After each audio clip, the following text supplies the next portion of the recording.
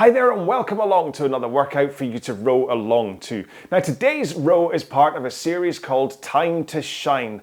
This is where you carve out half an hour of your day for a fantastic little bit of a row. Now what we're going to do is a 4-minute warm-up going straight into our main session, which lasts around about 22 minutes, then a 2-minute cool down, and that's us all done. A fantastic session in only half an hour. So let's get into that 4-minute warm-up and I will explain exactly what today's session is. But we have to get our machines set up first. First thing I want you to do is look at the resistance on your machine, and what you're looking for is one where you get a nice connection to the machine, but you don't have to heave against it. On an Averon, for me, I'm going to set the resistance to 10. If I was on a Concept 2 using the Averon app, I would set the lever to around about 5, which on a clean machine gives you a drag factor of around about 130. Next up, let's go to our foot stretcher height. And what you're looking for is a height for your feet where you're able to get into the front of the machine with your shins in a vertical position comfortably. If you find it's really tough to get there, or you have to get your heels right off the foot plate, chances are your feet are set too high in the foot plates. If you find you're able to go right past that vertical position, your shins are pointing forwards, chances are your feet are a little bit too low. So the ballpark here is that you put the strap across the balls of your feet. And then from this position, you can adjust up and down 1 notch at a time until you find your baby bear position. Right? So have a quick drink of water and we're going to get started with our 4-minute warm-up straight into our 22-minute workout in 10, 9, 8, 7, 6, 5, 4, 3, 2, 1. Let's go. So warm up. We're going to take this nice and easy. Okay, so, that was a bit of a jolting second stroke. What happened there? I got that totally wrong. Oh dear. It is 7 o'clock in the morning. I should start again, shouldn't I? But I'm not gonna. Wow. So, follow me for stroke rate throughout this entire workout. But for this warm up, all I want you to do for the first 2 minutes is think about your body positions. The rock of your back into the front of the machine, holding this forwards tilt as you get there. As you start to push your legs, you hold that drive.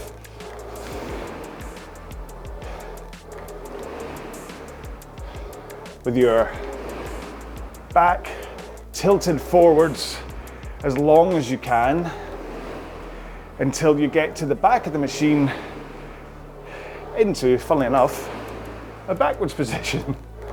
So you tilt forwards at the front, push your legs, and then you tilt backwards at the back of the stroke. So all you're doing is pivoting forwards and back, forwards and back. But the important thing is this forwards tilt, and that you hold it when you push your legs. Now don't worry if you're not going too intense yet. Like I said, we're doing this 4-minute warm-up directly into our main session, which starts at a low intensity where you'll kind of start to build up how you're going to be rowing today. So don't worry yet if your heart rate's not up. Let's take one more stroke here, and we're going to take 1 foot out, put it on the ground, and continue rowing with just that 1 foot on the floor. So this is going to help open up your flexibility, or your hips, the flexibility of your hips. I think I should have swallowed a dictionary this morning. The words coming out my mouth aren't right.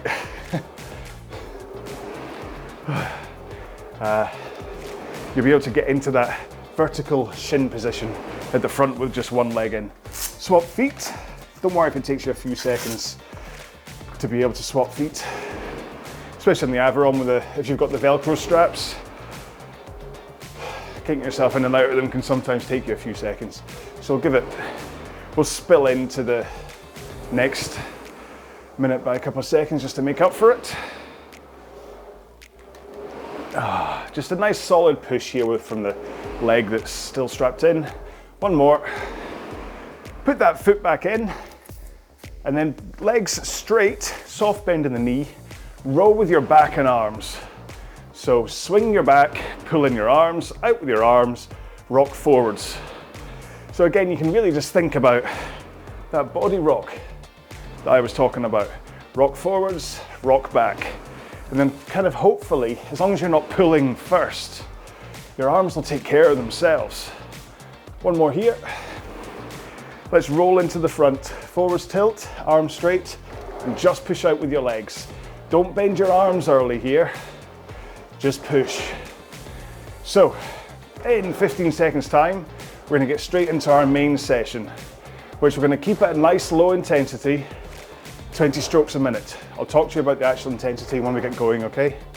2 more strokes here. 1 more. You ready? So, 20 strokes a minute is 1 stroke every 3 seconds. So you can look at the counter and just count up and freeze, which is often what I do. Or just follow me on screen. Drive when I drive, recover when I recover. So that's 1 second drive, 2 seconds recover. And what you're looking for these 3 minutes, at 20 strokes a minute, is an intensity where it starts to feel like you're putting in some effort. It feels like exercise. It's a step up from the warm-up. You can feel your breathing rate going up. You can feel your muscles are working, like your legs now have a sensation when you're pushing. Heart rate starts to climb, but at this intensity, you feel like you could do it for as long as your fitness can hold up for. So it's not like you're gonna burn out in 3 minutes because you're going so hard. This is a low intensity. I kind of often describe it as the same intensity as though you were walking upstairs. Maybe you work in a building with 10 flights of stairs and the coffee machine's on the top floor. So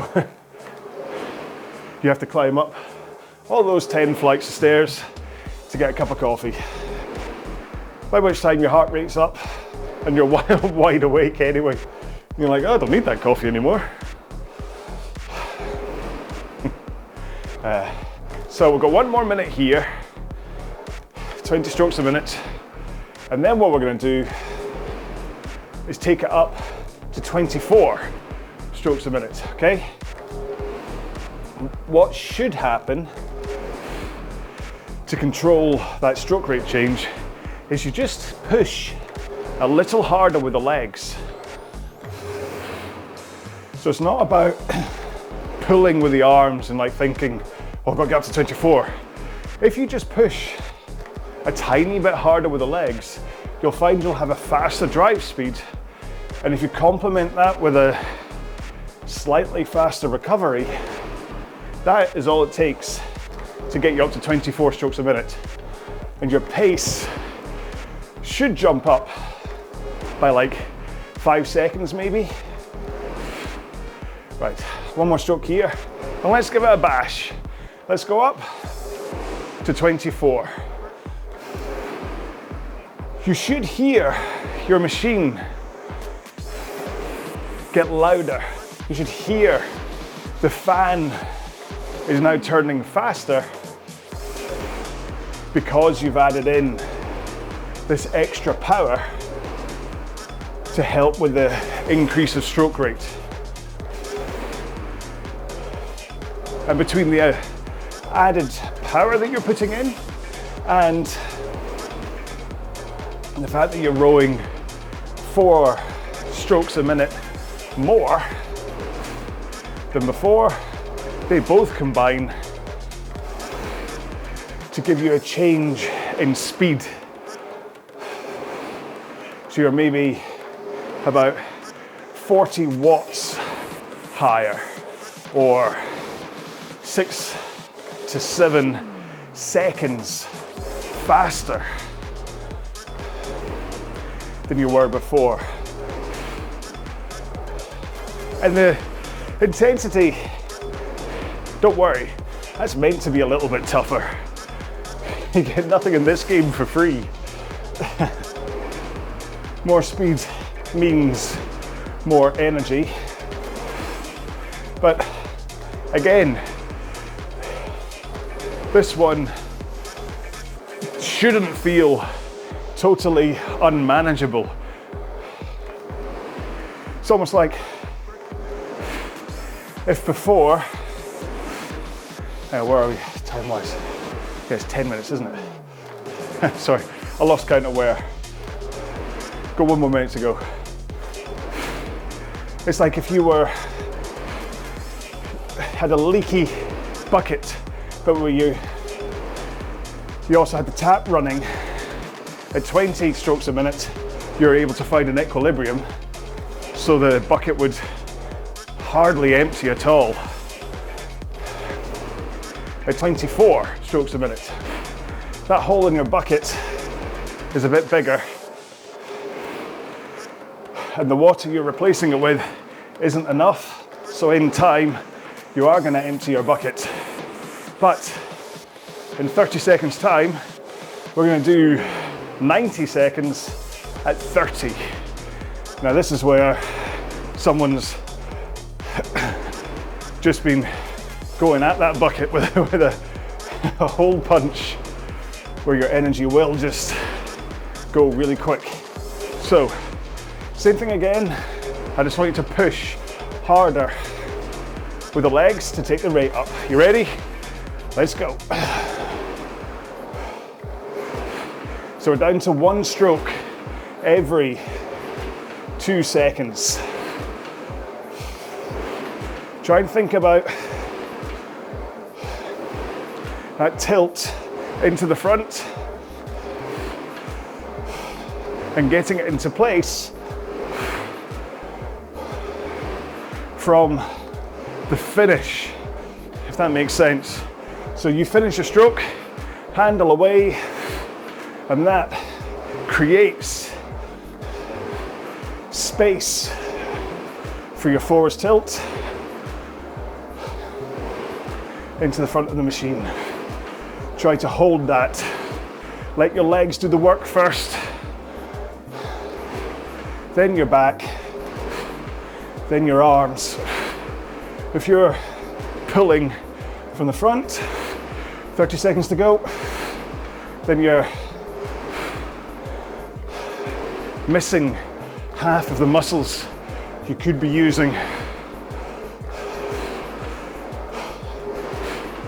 15 seconds to go. And then we go back down to 20s.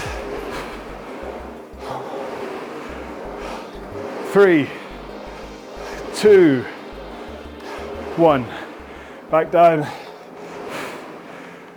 to 20 strokes a minute, and that low intensity climbing up the stairs pace. Do you follow me? Ooh. So this is kind of an active recovery. You can stop for a few seconds, have a drink if you wish.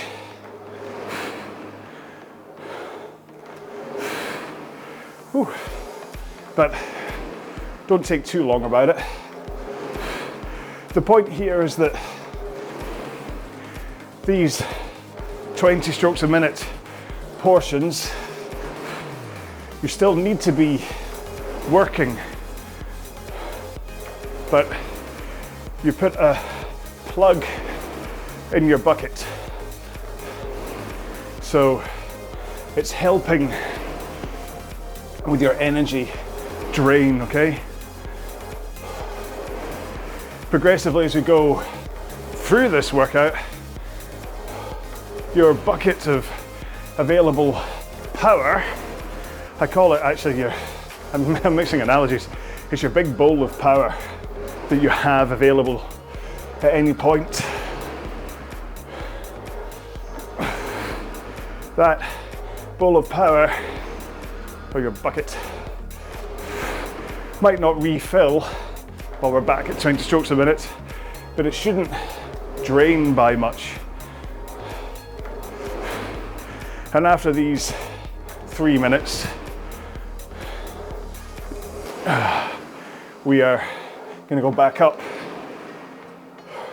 to 24 again, which will start the drain process again. This all makes perfect sense, doesn't it? And these recoveries are kind of what makes a row like this manageable. If we were just doing the 24s and the 30s, you'd end up running out of steam quite quickly. And what I want to do with this series, well, with all of them, with the time for change, time to shine, and then time to fly, it's all about giving you these workouts that you can do in any order on any day. You never feel totally wiped, but you do feel like you've had an amazing workout. Okay, 3, 2, we're up to 24s next, remember. 1, you ready? So push a little bit harder. And it should really, apart from maybe when you get to the 30 strokes a minute, which ends up a bit more of a 1-to-1 stroke ratio, most of the lower end stuff is a fast drive, slow recovery. It's like 1 drive to recover, 1 drive to recover. But keep it nice and fluid. You're not a robot. You're not jerking your way through the stroke. You just let it roll.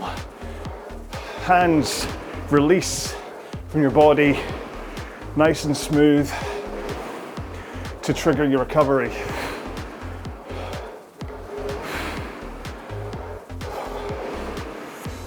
It's kind of a dance. I mean, it's not a very good dance. You're not going to win any prizes for it, but it's about rhythm. I'm a big one on rhythm and flow. When it comes to your technique, the whole point of that is repeatability, consistency. Once you find a flow and like a good natural stroke, you'll just find you're able to control what you're doing on the machine a lot better. If your rhythm's all over the place, if your power isn't smooth, going from legs to back to arms, that's where you lose consistency and power. And where, if you're struggling, like I said, you should have gone like 5 or 6 seconds faster just by pushing your legs harder into the machine to get the rate up. But if you're pulling early from the front and not letting your legs do the work, you don't get that same power profile change. So if you're struggling to get power into the machine, make sure it's your legs that are doing it. Okay, 10 seconds to go. And we'll take it back up to 30 strokes a minute again. 1 more stroke. You ready? Let's go. So push harder. And it's all about recovery here. The drive almost takes care of itself as long as you push hard with the legs. But to get the recovery nice and fast too, think about a smooth but fast handle away. You should still be able to take full strokes here at 30. If you can't, make sure your handle comes away and you set up that forwards tilt. Okay, 20 seconds to go, and then we're back to 20s again.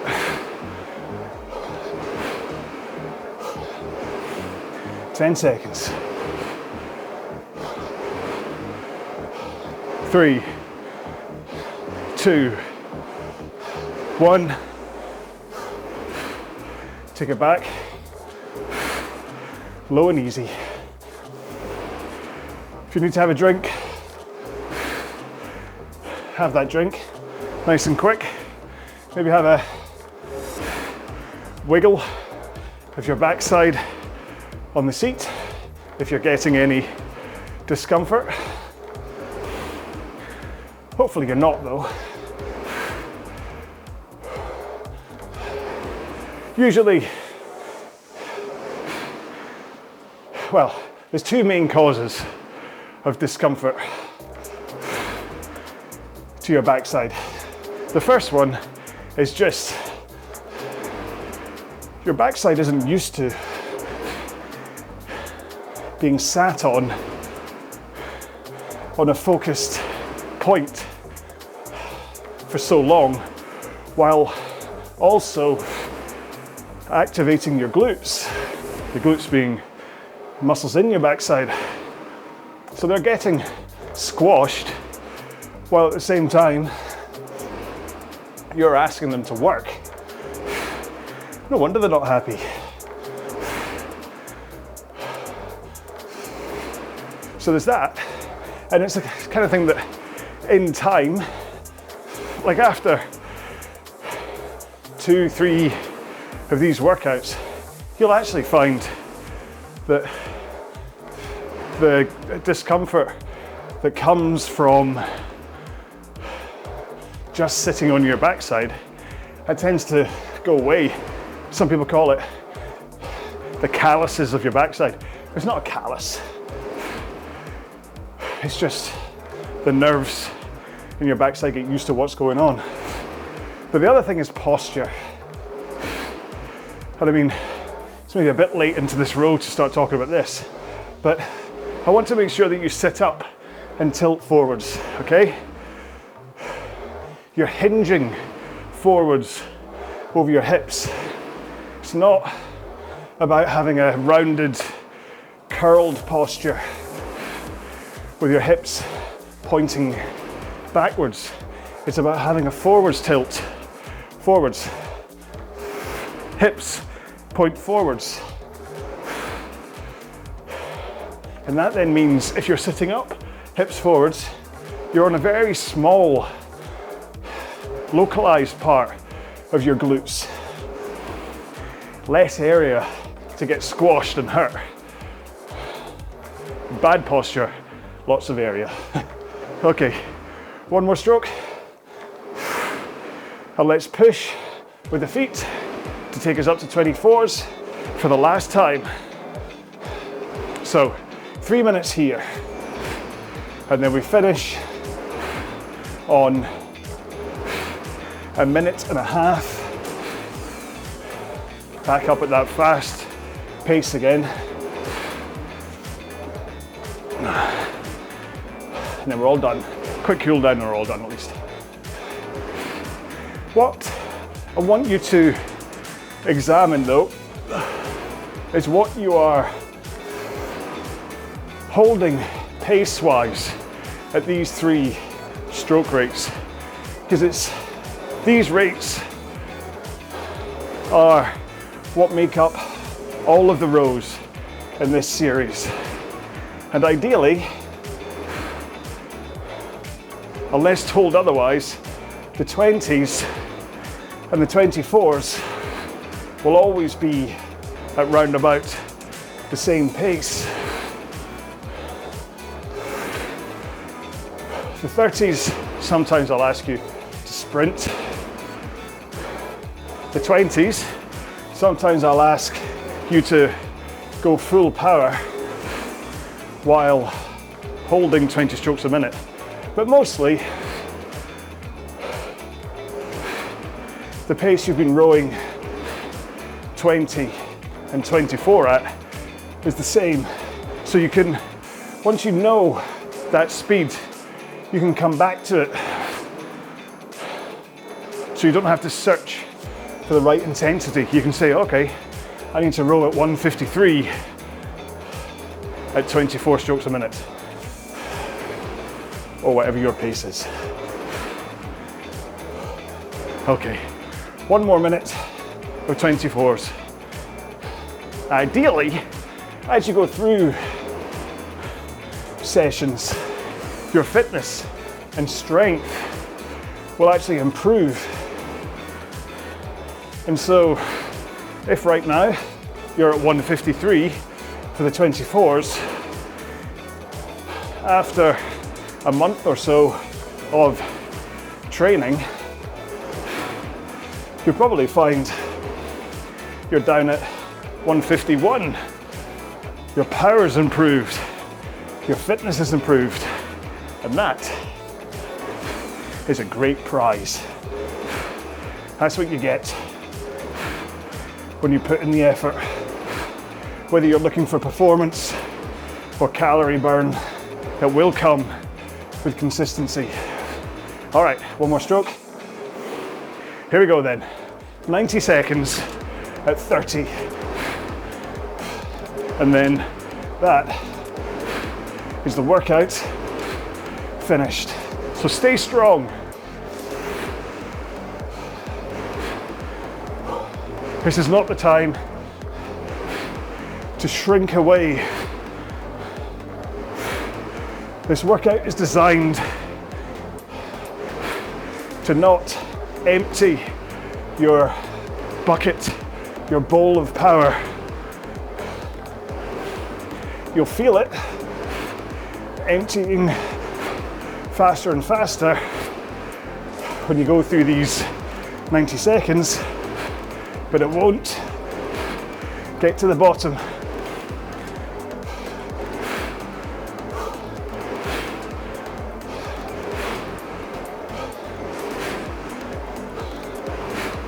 "30 seconds to go, come on.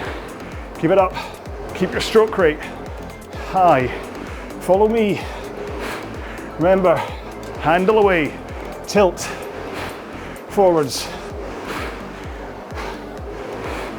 and then push legs, swing back, pull arms. Almost there. Then 3, 2, 1. Great job. I mean, for me, it is coming up for 7:45 in the morning, and that's a great way to wake up. Let's get into a 2-minute cool down. Just low and easy, okay? 2 minutes in 3, 2, 1. Let's go. So this is really it. Warm up intensity. You can kind of return to that 20 strokes a minute if you wish, and then gradually reduce, or just do what I'm doing. Make sure you are connecting feet to hands, but don't worry about pace. So you come into the front, arms straight, push feet into the machine. At the same time, you feel the handle bite into the flywheel. Push. You should really feel it. I've got a slight up turn of my hand. That happens because of the spinning handle on the Avaron, which is really cool actually. I like the rotating handle, although don't rotate at the back of the machine. If you find that you're the kind of person that dumps the handle down into your stomach, try not to. Try and keep it high. Try to get the handle up to sternum height. Wrists flat. That way, again, you're going to be working more muscles. The whole point of technique isn't just about speed and efficiency and things. It's about giving you the best workout possible. If you're not pushing from the front of the machine, you're not using your legs. And if you're not pulling solidly the handle up to sternum height, if you're dumping it too low or finishing too high, you're not using your back either. Less muscles, less work, less calories burned. And you know what?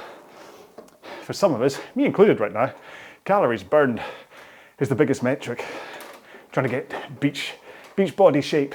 I don't think it's going to happen in 5 weeks, but hey, 5, that's 4. Right, I'm going to say goodbye. Remember, I said this is meant to only last half an hour, so I'm not going to keep on talking to you. You have an amazing day for whatever's coming ahead of you. Make sure and have something to drink, something to eat. Have a shower, maybe tell someone you love them. Find someone you know and tell them that you love them. Don't just randomly walk up to someone in the street. And I will see you in a future video, whether it's part of the Time to Shine or any of my other workouts up here. Hopefully you will enjoy them. Get in touch, let me know. If you've got any requests, let me know. All right, until the next time, please row well, be well. Bye-bye.